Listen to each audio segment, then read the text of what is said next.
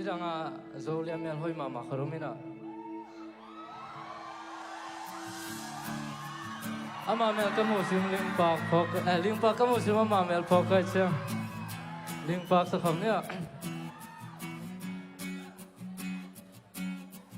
Valentine in a door like a bunker to a home and lumps into Ike and lumps into Ike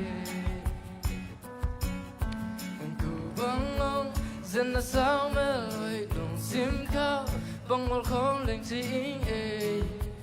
bang will call is a compare Lingpaak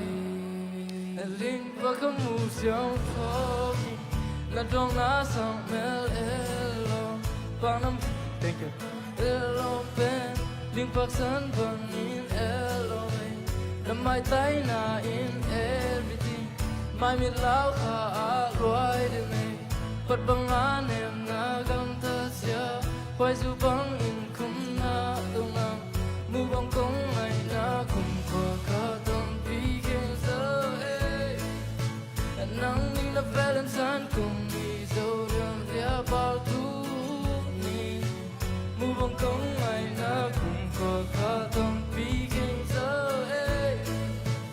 nắng đi là Valentine cùng đi dấu điều lia bao ưu nhìn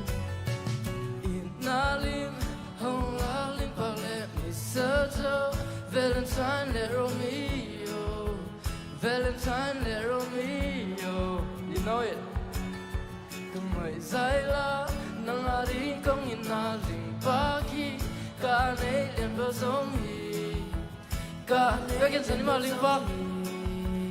Lingpaak kam mu jong phoki na dong na sang mel elo panam kem do pana elo pen Lingpaak san bang in elo na mai tai na in everything mai mi lau kha loi de nei but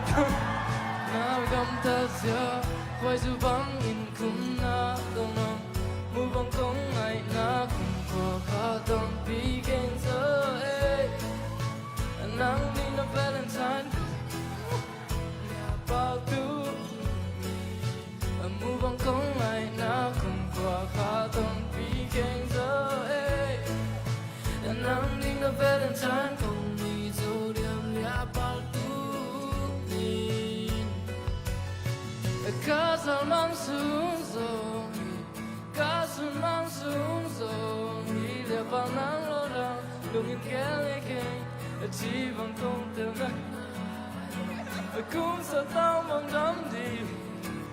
nun na ko bang hing kong di, le bang nang amo, babu dong mani, Lingpaak ka mo siyang koki, na dong na sa mel elo.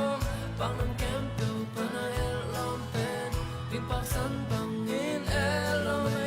na mai tai na in everything mai mi lau kha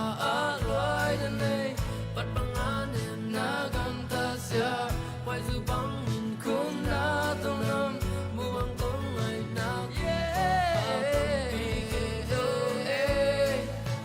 nang ni na Valentine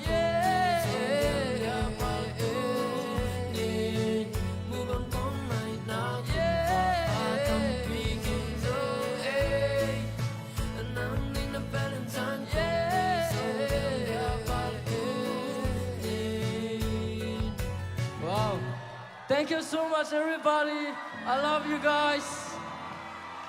See you guys soon.